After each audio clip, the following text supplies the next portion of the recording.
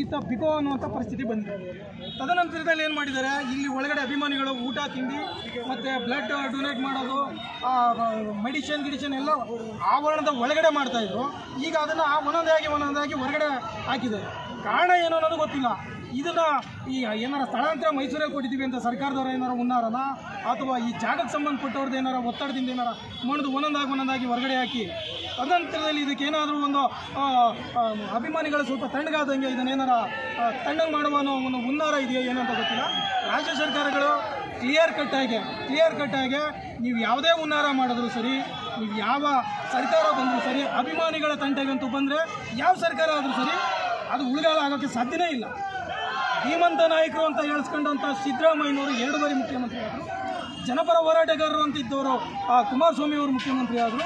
ಇದೇ ಯಡಿಯೂರಪ್ಪನವರು ಈ ಕ್ಷೇತ್ರದ ಶೋಭಾ ಕರಂದ್ಲಾಜೆ ಅವರಾದಂಥ ಈ ಕ್ಷೇತ್ರಕ್ಕೆ ಒಳಪಡುತ್ತಿದ್ದರು.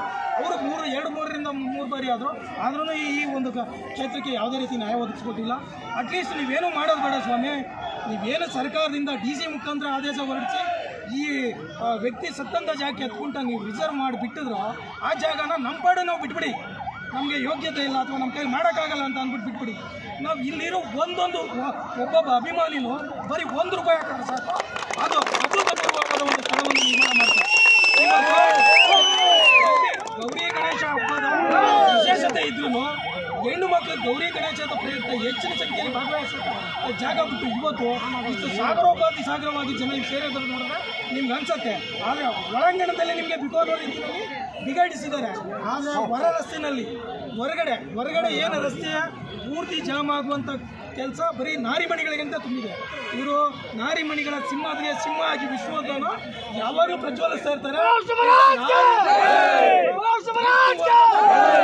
ಏನು ಮಾಡೋಕ್ಕಾಗಲ್ಲ.